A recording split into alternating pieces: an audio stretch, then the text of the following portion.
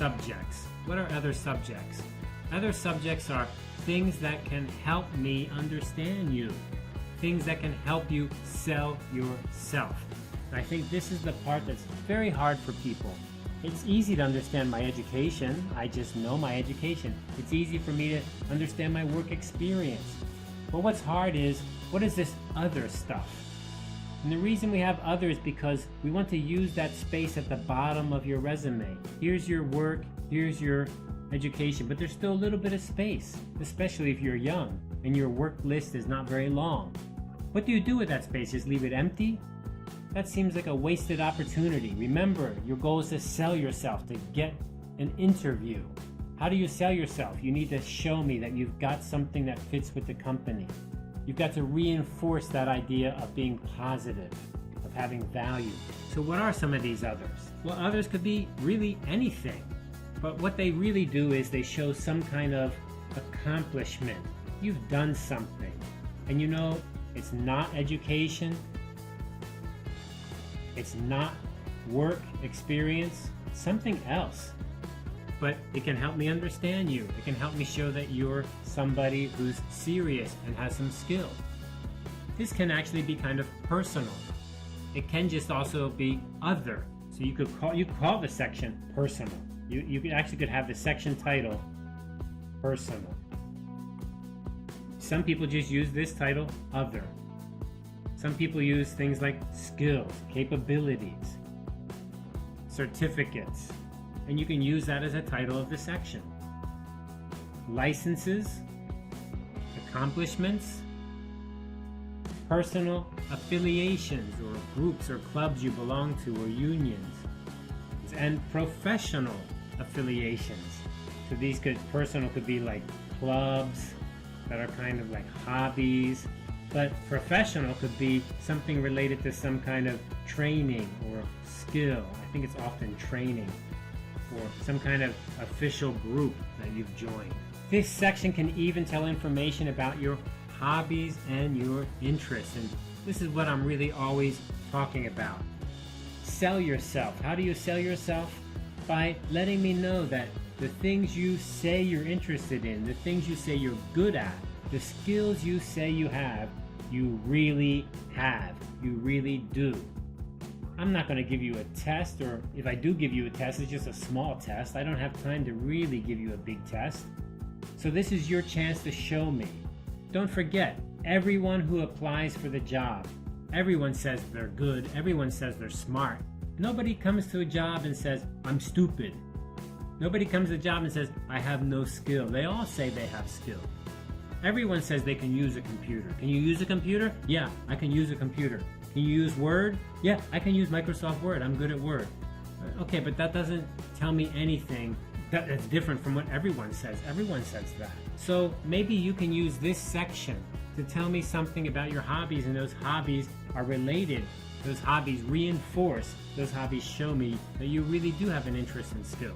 For a very short resume, this helps you to fill out the resume. You know, the really horrible thing is you have a resume and it's A4. Now, usually these days we don't even use paper. We just use the e-document, right?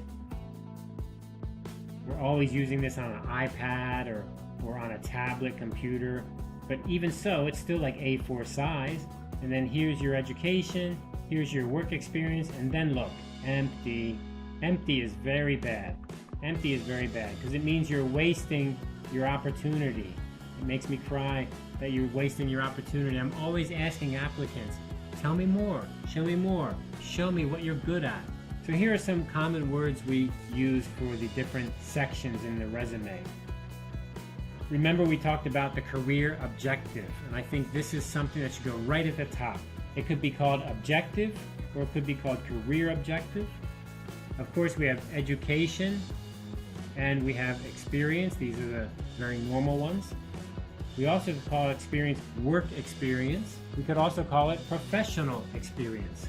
You could have another section called personal. Now, personal doesn't mean your private personal information. Nobody wants your private information.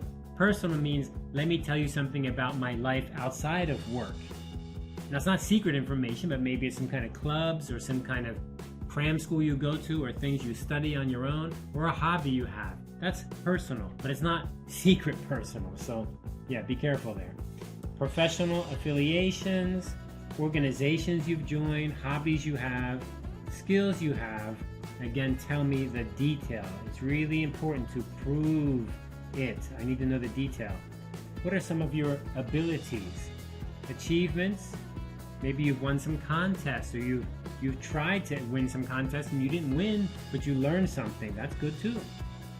References, of course, is very normal towards the end. Capabilities and accomplishments, things you've done in life that you think are important or helpful to help me understand who you are and what kind of employee you're going to be. Even though maybe you did not win a prize or you didn't get paid for it, that still is very useful.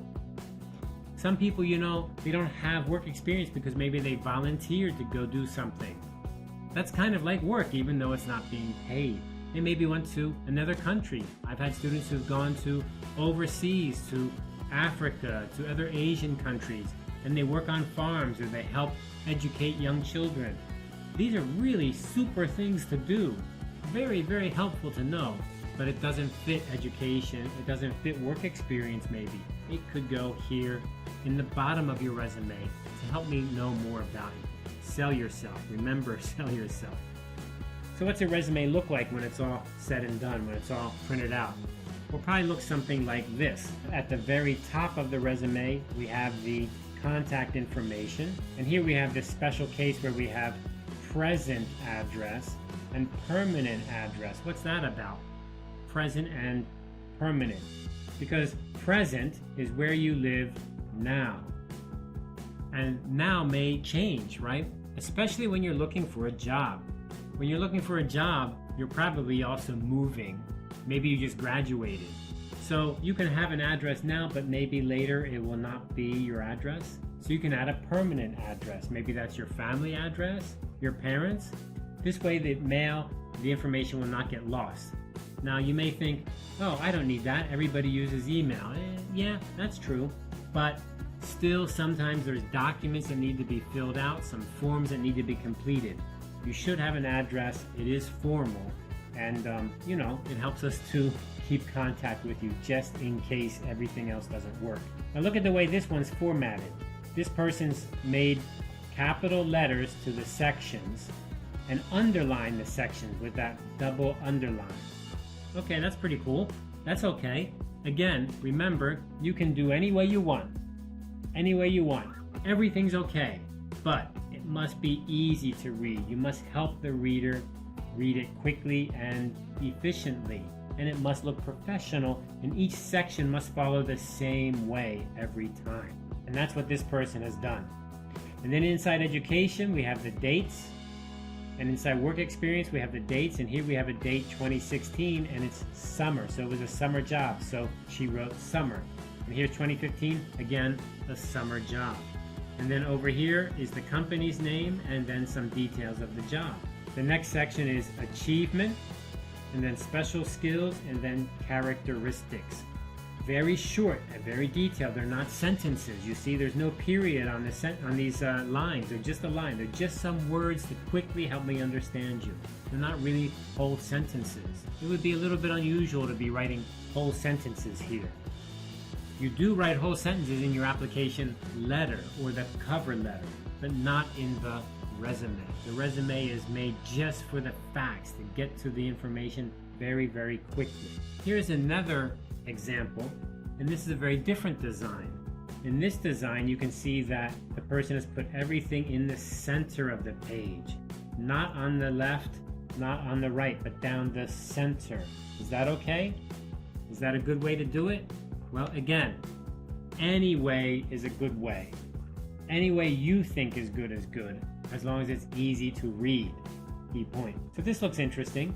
And then each section has the title words all in capitals, which is nice. And then they have the dates.